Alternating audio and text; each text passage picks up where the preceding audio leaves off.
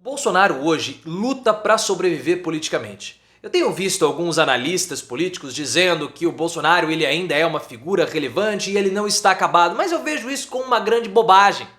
Pelo seguinte, eles dizem que o impacto do escândalo das joias vai ser mínimo, a imagem do Bolsonaro, só que isso é uma grande besteira, porque o Bolsonaro ele é um derrotado. Mesmo sem escândalo de joias, o Bolsonaro perdeu para o Lula. Agora com o escândalo das joias, mesmo com impacto mínimo, já é algo muito significativo, porque o bolsonarismo por si só não sustenta candidaturas. E é por esse motivo que os candidatos do PL e os candidatos apadrinhados pelo Bolsonaro não sabem se eles se aproximam ou se eles se distanciam de Bolsonaro. Os planos do PL estão todos paralisados. Mas coloque nos comentários, você acha que Bolsonaro está acabado politicamente? Ele luta pela sua sobrevivência? Deixe seu like se você quer o Bolsonaro destruído e se inscreva no canal. Eu quero começar esse meu comentário já falando de um erro absurdo que as pessoas ainda querem cometer, principalmente os analistas políticos. Principalmente aqueles que querem falar que o Bolsonaro ele está acabado ou não. Eles estão baseando as suas estratégias ou as suas teorias em redes sociais bolsonaristas, mensurando engajamento de Bolsonaro.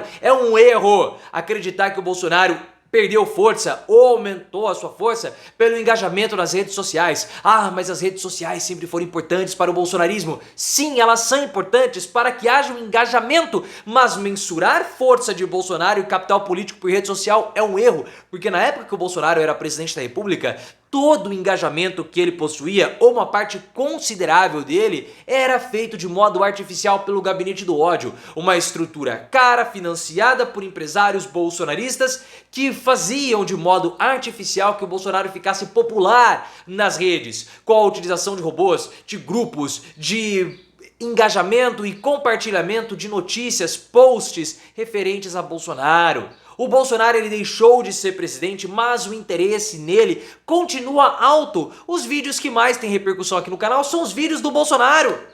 Então não tem como falar que ele aumentou ou reduziu por engajamento de rede social. É um erro. Hoje, o Bolsonaro, ele tenta manter a sua relevância política diante de todos os escândalos que ele tem de corrupção, principalmente no caso das joias, e ele adota uma postura muito centrada em não perder apoiadores. É isso que ele tenta fazer, a manutenção do capital político dele na casa dos 30%.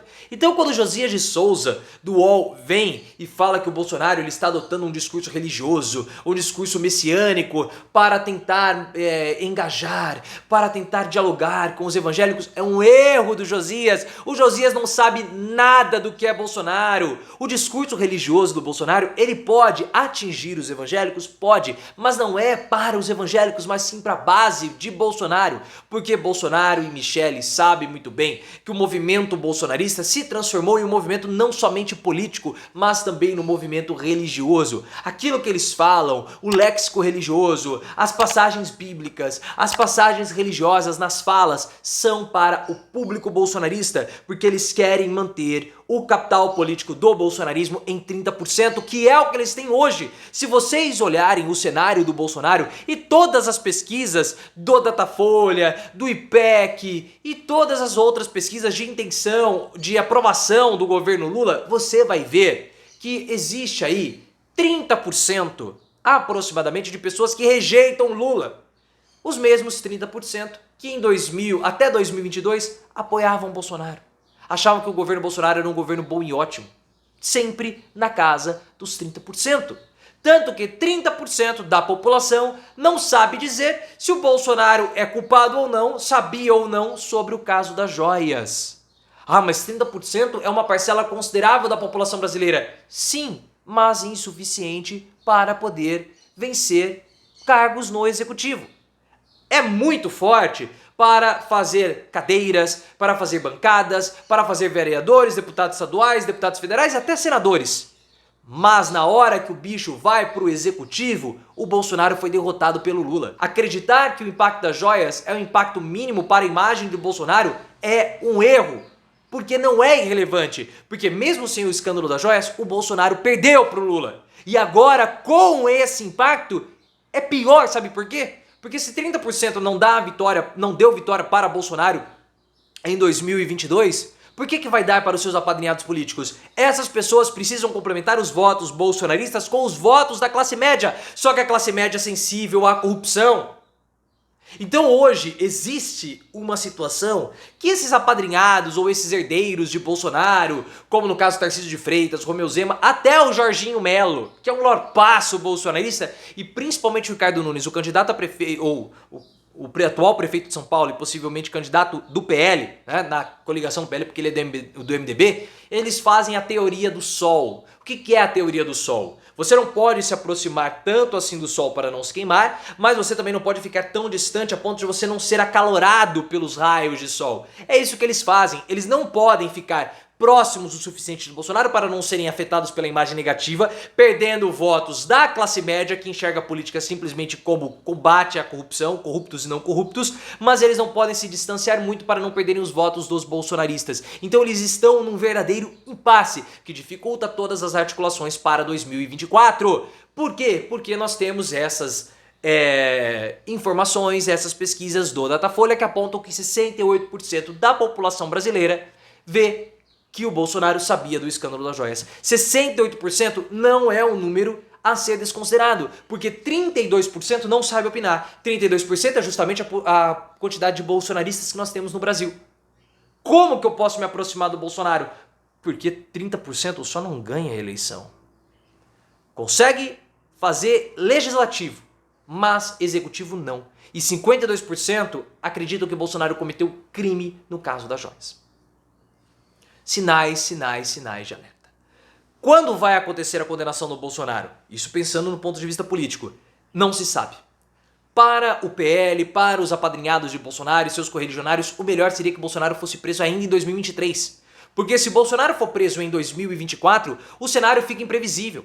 Se a prisão do Bolsonaro acontecer hoje, ou seja, é ainda em 2023, existe tempo para planejar uma estratégia, planejar uma retórica que possa trazer dividendos políticos. Eu não estou nem falando de questão jurídica. Isso é um problema do Bolsonaro. Nós estamos discutindo aqui o panorama para 2024, para a eleição municipal, que você vai votar. Se o Bolsonaro for preso, por exemplo, em abril, qual que vai ser o impacto disso na imagem do Bolsonaro e na imagem dos candidatos bolsonaristas? Porque golpe é uma retórica forte. Pode não ser uma tese forte para poder prender o Bolsonaro, a ponto de liquidar qualquer tipo de narrativa dele de que ele está sendo perseguido. Mas a população brasileira entende o que é um golpe de Estado. A população brasileira entende e associa Bolsonaro como alguém que é antidemocrático. Essa condenação por golpe chancela essa percepção da população. E chancela uma perspectiva ou uma percepção negativa da classe média, tirando o voto dos candidatos bolsonaristas. É um cenário simplesmente imprevisível e de temor, tanto que há uma paralisação das movimentações políticas no PL, segundo informações da revista Veja, porque ninguém sabe o que vai acontecer com o Bolsonaro. O PL não sabe se lança candidatos bolsonaristas já agora ou se faz com candidatos próprios. E há um racha no PL que você sabe muito bem que está acontecendo, porque tem gente que fala lá dentro do PL, olha, o melhor é nós migrarmos para o governo Lula, principalmente a bancada nordestina do PL, vamos pegar as emendas do governo, como nós já estamos recebendo, e vamos apostar esse dinheiro nas nossas candidaturas. Por que estamos gastando dinheiro com Bolsonaro e seus apêndices? Porque não é só Bolsonaro que tem problema na justiça. Se o Bolsonaro for preso, o PL poderia lançar um plano B e um plano C, no caso Michele, só que Michele também tem problema com a Polícia Federal. E o Braga Neto, que foi o vice-candidato de Bolsonaro no ano passado, ele também está com problema. Então tá todo mundo com problema, o bolsonarismo é um problema. E não adianta nós investirmos nessas pessoas se o PL não ficar cristalizado como sendo um partido bolsonarista. O que não há. O que não é, porque o bolsonarismo não tem um partido, o bolsonarismo tem candidato. Sem o Bolsonaro, sem a Michele para puxar os votos da população bolsonarista, eles vão se dissipar e o PL não vai conseguir ter sucesso, êxito na estratégia. O próprio Bolsonaro provoca essa paralisação. Porque há uma reclamação no PL que o Bolsonaro não se envolve nas decisões políticas dos candidatos que ele deveria indicar. Ele não participa. Ele deixa tudo pro Valdemar Costa Neto. A única coisa que o Bolsonaro faz, segundo as informações do Guilherme Amado, sobre essa pouca participação do Bolsonaro, é encher o saco. Porque o Bolsonaro está defendendo que o PL tenha candidato próprio em São Paulo, ao invés de apoiar o Ricardo Nunes. O Ricardo Nunes sabe que ele precisa do Bolsonaro, então fica fazendo acenos, falando que o Bolsonaro é democrata, aquela bobagem toda. O Bolsonaro defende que o PL apoie o Ricardo Nunes somente no segundo turno. Mas isso atrapalha a articulação, isso causa ruídos, isso causa ruptura, isso causa encheção de saco. Então o Bolsonaro, ao mesmo tempo, ele não quer participar, mas ele quer encher o saco. Só que como que o PL vai ouvir o Bolsonaro, sendo que o futuro dele é incerto? Ou seja, é um pipinaço. Eu vejo que o Bolsonaro, ele está, para cargos do executivo, completamente liquidado e ele é um problema, uma figura tóxica para aqueles que queiram se aproximar do Bolsonaro para cargos no executivo.